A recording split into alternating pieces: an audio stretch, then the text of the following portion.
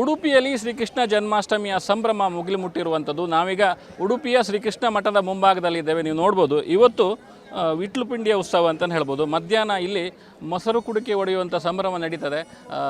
ದೇಶ ಮತ್ತು ವಿದೇಶದಿಂದಲೂ ಕೂಡ ಸಾಕಷ್ಟು ಮಂದಿ ಪ್ರವಾಸಿಗರು ಇಲ್ಲಿ ಶ್ರೀಕೃಷ್ಣ ಮಠಕ್ಕೆ ಭೇಟಿ ನೀಡ್ತಾರೆ. ಈ ಸಂದರ್ಭದಲ್ಲಿ ವಿಶೇಷವಾಗಿ ಕೃಷ್ಣ ಜನ್ಮಾಷ್ಟಮಿಯನ್ನು ಆಚರಿಸಿಕೊಳ್ಳಲಿಕ್ಕೆ ಮತ್ತು ಇಲ್ಲಿ ಏನು ಸಂಭ್ರಮ ನಡೀತದೆ ಅದರಲ್ಲಿ ಭಾಗಿಯಾಗಲಿಕ್ಕೆ ದೇಶ ವಿದೇಶದಿಂದಲೂ ಕೂಡ ಸಾಕಷ್ಟು ಮಂದಿ ಪ್ರವಾಸಿಗರು ಇರ್ಬೋದು, ಭಕ್ತರು ಕೂಡ ಇಲ್ಲಿ ಆಗಮಿಸ್ತಾರೆ. ಇಲ್ಲಿ ವಿಶೇಷ ಅಂತ ಹೇಳಿದ್ರೆ ಇಲ್ಲಿ ಗೊಲ್ಲರ ಕೈಯಿಂದ ಇಲ್ಲಿ ಮೊಸರು ಕುಡಿಕೆಯನ್ನು ಒಡೆಯುವಂಥ ಒಂದು ಸಂಭ್ರಮ ಮಧ್ಯಾಹ್ನ ನಡೀತದೆ ಅಂತ ಹೇಳ್ಬೋದು. ನೀವೀಗ ನೋಡ್ತಾ ಇದ್ದೀರಿ, ಇದು ಕೃಷ್ಣ ಮಠದ ಮುಂಭಾಗ ಅಂತಲೇ ಹೇಳ್ಬೋದು. ಹೂವಿನ ಮೂಲಕ ಸುಂದರವಾಗಿ ಒಂದು ಅಲಂಕಾರವನ್ನು ಮಾಡಿರ್ಬೋದು. ಅಲ್ಲಿ ಮೇಲ್ಗಡೆ ನೀವು ಕಾಣ್ತಾ ಇದ್ದೀರಿ, ಏನು ಗುರ್ಜಿ ಅಂತ ಕರೀತಾರೆ, ಅದರಲ್ಲಿ ಆ ಮೊಸರು ಕುಡಿಕೆಯನ್ನು ಕಟ್ಟುವ ಮೂಲಕ ಅದನ್ನು ಕೆಳಗಿನಿಂದ ಕೋಲಿನಲ್ಲಿ ಅಂದರೆ ಈಟಿಯ ಮೂಲಕ ಆ ಮೊಸರು ಕುಡಿಕೆಯನ್ನು ಒಡೆಯುವ ಸಂಭ್ರಮ ಮಧ್ಯಾಹ್ನ ನಡೀತದೆ ಅಂತ ಹೇಳಿದ್ರೆ ಕೃಷ್ಣ ಲೀಲೋತ್ಸವ ಅಂತ ಕರೀತಾರೆ. ಮತ್ತು ವಿಟ್ಲು ಪಿಂಡಿ ಅಂತಲೂ ಕರೀತಾರೆ. ಮೊಸರು ಕುಡಿಕೆಯನ್ನು ಒಡೆದ ನಂತರ ಒಂದು ರಥೋತ್ಸವ ಕೂಡ ನಡೀತದೆ. ಆ ರಥೋತ್ಸವಕ್ಕೆ ರಥಗಳು ಸಿದ್ಧವಾಗಿರೋದನ್ನು ನೀವು ನೋಡ್ಬೋದು. ಮಠಕ್ಕೆ ಈಗಾಗಲೇ ಅಂತ ಹೇಳಿದ್ರೆ ಮಧ್ಯಾಹ್ನ ಈ ಸಂಭ್ರಮಾಚರಣೆ ನಡೀತಿದ್ರು ಕೂಡ ಈಗಾಗಲೇ 1000ಕ್ಕಿಂತ ಅಧಿಕ ಭಕ್ತರು ಬಂದು ಇಲ್ಲಿ ಶ್ರೀಕೃಷ್ಣನ ದರ್ಶನವನ್ನು ಪಡಿತಾ ಇರುವಂಥದ್ದು. ಇನ್ನೊಂದು ವಿಶೇಷ ಅಂತ ಹೇಳಿದ್ರೆ ಇಲ್ಲಿ ಏನು ವಿಟ್ಲಪಿಂಡಿ ಉತ್ಸವದಲ್ಲಿ ಪೂಜೆ ಆಗ್ತದೆ, ಆ ಮೂರ್ತಿ ಅನ್ನುವಂಥದ್ದು ಮಣ್ಣಿನಿಂದ ಮಾಡಿದ್ದು ಅಥವಾ ಮೃಣ್ಮಯ ಮೂರ್ತಿ ಅಂತ ಕರೀತಾರೆ. ಹೇಗೆ ಗಣೇಶ ಚೌತಿಯಂದು ಗಣೇಶನನ್ನು ಮಣ್ಣಿನಲ್ಲಿ ಹೇಗೆ ನಿರ್ಮಾಣ ಮಾಡ್ತಾರೋ ಅದೇ ರೀತಿಯಲ್ಲಿ ಕಲಾವಿದರುವರು ಆ ಮೂರ್ತಿಯನ್ನು ನಿರ್ಮಾಣ ಮಾಡ್ತಾರೆ. ಅದಕ್ಕೆ ಇಲ್ಲಿ ಒಂದು ಉತ್ಸವದ ಪೂಜೆ ಸಿಗ್ತದೆ. ಅದನ್ನು ಏನು ರಥೋತ್ಸವ, ಆ ಬಳಿಕ ರಥೋತ್ಸವ ನಡೀತದೆ. ನಂತರ ಅಲ್ಲಿ ಕೃಷ್ಣ ಏನು ಲೀಲೋತ್ಸವ ಸಂಪನ್ನ ಆಗ್ತದೆ ಅಂತಲೇ ಹೇಳ್ಬೋದು. ಒಂದು ರೀತಿಯಲ್ಲಿ ಈ ಸಂಭ್ರಮ ನೋಡಲಿಕ್ಕೆ ವರ್ಷಕ್ಕೆ ಒಮ್ಮೆ ಆದರೂ ಇಲ್ಲಿ ಬಂದು ಕೃಷ್ಣ ಭಕ್ತರು ಬಂದು ಭಾಗಿಯಾಗಬೇಕು ಅಂತ ಬಯಸ್ತಾರೆ. ಹಾಗಾಗಿ ಈ ಬಹುತೇಕ ಈ ಕೃಷ್ಣ ಮಠದ ಸುತ್ತಮುತ್ತಲಿನ ಪ್ರದೇಶಗಳಲ್ಲಿ ಹೆಚ್ಚಿನ ಭದ್ರತೆಗಳನ್ನು ನೀಡಲಾಗಿದೆ ಮತ್ತು ಬರುವ ಭಕ್ತರಿಗೆ ಸೂಕ್ತ ವ್ಯವಸ್ಥೆ ನೀಡಬೇಕು ಅನ್ನೋ ನಿಟ್ಟಿನಲ್ಲಿ ಒಂದಿಷ್ಟು ಹೆಚ್ಚುವರಿಯಾಗಿಯೇ ಒಂದು ಸೌಕರ್ಯವನ್ನು ಇಲ್ಲಿ ಕೂಡ ಮಾಡಲಾಗಿದೆ ಅಂತ ಹೇಳ್ಬೋದು.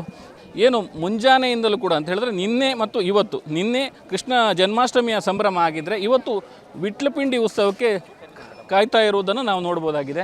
ಈಗ ನಮ್ಮ ಜೊತೆ ಸ್ಥಳೀಯರವರು ಇದ್ದಾರೆ, ಅವ್ರ ಜೊತೆ ಈ ವಿಟ್ಲಪಿಂಡಿ ಉತ್ಸವದ ಬಗ್ಗೆ ಮಾತಾಡೋಣ. ಮೇಡಮ್, ಈ ಉತ್ಸವದಲ್ಲಿ ಭಾಗಿಯಾಗಲಿಕ್ಕೆ ದೇಶ ವಿದೇಶದಿಂದಲೇ ಬರ್ತಾರೆ, ಹೇಗೆ ಅನಿಸ್ತದೆ ಇಲ್ಲಿ ಜನ ಸೇರುವಾಗ? ತುಂಬ ಖುಷಿ ಆಗ್ತದೆ. ಯಾಕೆಂದರೆ ನಾನು ಮೂಲತಃ ನಿಡ್ಡೋಡಿಯವಳು, ಮದುವೆಯಾಗಿ ಉಡುಪಿಗೆ ಬಂದದ್ದು. ಆದರೆ ನಾನು ಮೊದಲಿಂದ ಸಹ ಕೃಷ್ಣನ ಭಕ್ತೆ. ಇಲ್ಲಿ ಮದುವೆಯಾಗಿ ಬಂದದೇ ಒಂದು ಭಾಗ್ಯ. ಇಲ್ಲಿ ಕೃಷ್ಣನ ಅಷ್ಟಮಿ ಬಹಳ ವಿಜೃಂಭಣೆಯಿಂದ ನಡೀತದೆ. ನಾವು ಹೇಳಬೇಕಾಗಿಲ್ಲ, ನೀವು ಜನಸಾಗರವನ್ನು ನೋಡಿದರೆ ನಿಮಗೆ ಗೊತ್ತಾಗ್ತದೆ. ಮೊದಲನೇದಾಗಿ ಇಲ್ಲಿ ಆಗಸ್ಟ್ 1ನೇ ತಾರೀಕಿಗೆ ಆರಂಭವಾದಂಥದ್ದು ಸೆಪ್ಟೆಂಬರ್ 1ನೇ ತಾರೀಕು ತನಕ ಒಂದು ತಿಂಗಳ ಒಂದು ವಿಭಿನ್ನವಾದ ಕಾರ್ಯಕ್ರಮಗಳು ನಡೀತಾ ಇದೆ. ರಾಜಾಂಗಣದಲ್ಲಿ ನೋಡ್ಬೋದು, ರಥಬೀದಿಯಲ್ಲೂ ನೋಡ್ಬೋದು. ಇಲ್ಲಿ ಏನಂದರೆ ಕೃಷ್ಣ ಅಷ್ಟಮಿಯನ್ನು ಹೇಗೆ ಆಚರಿಸ್ತಾರೆ ಅಂದರೆ ಮೂಡೆ ಮಾಡುವುದಿರ್ಬೋದು ಅಥವಾ ಚಕ್ಕುಲಿ ಮಾಡೋದಿರ್ಬೋದು, ಉಂಡೆ ಮಾಡೋದಿರ್ಬೋದು, ಏನೇ ಪೂಜೆ ಮಾಡಿದರೂ ಸಹ ದಿನವಿಡೀ ಉಪವಾಸವಿದ್ದು, ನಿನ್ನೆಯ ಒಂದು ಸಮಯದಲ್ಲಿ ದಿನವಿಡೀ ಉಪವಾಸವಿದ್ದು ರಾತ್ರಿ 12 ಗಂಟೆ ಕಾಲ ತನಕ ಉಪವಾಸವಿದ್ದು ಅವರು ಅರ್ಘ್ಯ ಪ್ರದಾನ ಮಾಡೋದು ಅಂತ ಹೇಳ್ತಾರೆ. ಸೊ ಕೃಷ್ಣ ಮಠಕ್ಕೆ ಬಂದು ಅರ್ಘ್ಯ ಪ್ರದಾನ ಮಾಡೋದು, ಅದು ಅಂದರೆ ಒಂದು ಶಂಖದಿಂದ ಹಾಲು ಮತ್ತು ನೀರನ್ನು ಬಿಟ್ಟು ಅದರ ನಂತರ ಉಪವಾಸವನ್ನು ಮುರಿದು ಅವರು ಯಾವುದೇ ಒಂದು ತಿಂಡಿ ತಿನಿಸನ್ನು ತಿನ್ನುವಂಥ ಒಂದು ಕ್ರಮವನ್ನು ಮಾಡ್ತಾರೆ ಅಂತ. ಇದು ಒಂದು ಅಷ್ಟಮಿಯನ್ನು ಆಚರಿಸುವಂಥ ಒಂದು ವಿಧಾನ. ಅದು ಬಿಟ್ಟರೆ ಇವತ್ತು ಏನು ವಿಶೇಷ ಅಂತ ಹೇಳಿದರೆ ಇವತ್ತು ಕೃಷ್ಣನ ಲೀಲೋತ್ಸವ ಅಂತ, ಇದು ವಿಟ್ಲಪಿಂಡಿ. ಸೊ ಇಲ್ಲಿ ಮೊಸರು ಕುಡಿಕೆ ಆಗ್ತದೆ. ನಿನ್ನೆಯ ವಿಶೇಷ ಕೃಷ್ಣನ ಮಾಸೋತ್ಸವ ಅಂತ. ಮಾಸೋತ್ಸವ ಅಂದರೆ ಒಂದು ತಿಂಗಳ ಕಾಲ ನಡೆಯುವಂಥ ಎಲ್ಲ ಒಂದು ಶಿಖರೋಪನ್ಯಾಸ ಇರ್ಬೋದು, ಭಗವದ್ಗೀತೆಯಲ್ಲಿ ಬರುವಂಥ ಒಂದು ವಿಶೇಷವಾದ ವಿಚಾರಗಳನ್ನು ಮಾತನಾಡುವಂಥ ಕಾರ್ಯಕ್ರಮಗಳನ್ನು ಗಣ್ಯ ವ್ಯಕ್ತಿಗಳನ್ನು ಕರೆಸಿ, ನಿನ್ನೆಯ ಒಂದು ಕಾರ್ಯಕ್ರಮ ಬಹಳ ಖುಷಿ ಆಗ್ತದೆ ನೋಡುವಾಗ. ಯಾಕೆಂದರೆ ಸುಪ್ರೀಂ ಕೋರ್ಟ್ನ ಲಾಯರ್ ಇರ್ಬೋದು, ಬೇರೆ ವ್ಯಕ್ತಿಗಳನ್ನು ಕರೆದು ಅವರಿಗೆ ಕೃಷ್ಣಾನುಗ್ರಹ ಪ್ರಶಸ್ತಿಯನ್ನು ಕೊಟ್ಟಿದ್ದಾರೆ ನಮ್ಮ ಶ್ರೀಪಾದರು, ಪರ್ಯಾಯ ಮಠದ ಸ್ವಾಮಿಗಳು. ನಮ್ಮ ಹೆಮ್ಮೆ ಆಗ್ತದೆ, ವಿಶ್ವಕರ್ಮ ಸಮಾಜದ ಶ್ರೀ ಮುರಹರಿ ಇವರು ಕಟ್ಪಾಡಿ ದೇವಸ್ಥಾನದ ಮುಕ್ತೇಶ್ವರಾಗಿದ್ದಾರೆ. ಇವರನ್ನು ಗುರುತಿಸಿ ಕೃಷ್ಣನ ಒಂದು ಮೂರ್ತಿಯನ್ನು ವಿಶ್ವಕರ್ಮ ಸಮಾಜದವರು ಮಾಡಿದ್ದಾರೆ, ಅವರನ್ನು ನಾವು ಗುರುತಿಸಬೇಕು, ಅವರಿಗೂ ಒಂದು ಕೃಷ್ಣಾನುಗ್ರಹ ಪ್ರಶಸ್ತಿಯನ್ನು ಕೊಡಬೇಕು ಅಂತ ಹೇಳಿ ನಿನ್ನೆಯ ಕಾರ್ಯಕ್ರಮದಲ್ಲಿ ಅವರು ಕೊಟ್ಟಿದ್ದಾರೆ. ಸೊ ಹೀಗೆ ಒಳ್ಳೆ ಕೆಲಸ. ಇವತ್ತಿನ ವಿಶೇಷ ಅದೇ ಹೇಳಿದೆ ಅಲ್ಲ, ವಿಟ್ಲಪಿಂಡಿ, ಮೊಸರು ಕುಡಿಕೆ, ಅದೇ ರೀತಿ ಹುಲಿವೇಷ ಸ್ಪರ್ಧೆ ಇರ್ಬೋದು, ಜಾನಪದ ನೃತ್ಯ ಸ್ಪರ್ಧೆ, ಬೇರೆ ಬೇರೆ ರೀತಿಯ ಸ್ಪರ್ಧೆಗಳು 4 ಗಂಟೆಯ ನಂತರ ಆರಂಭವಾಗ್ತದೆ.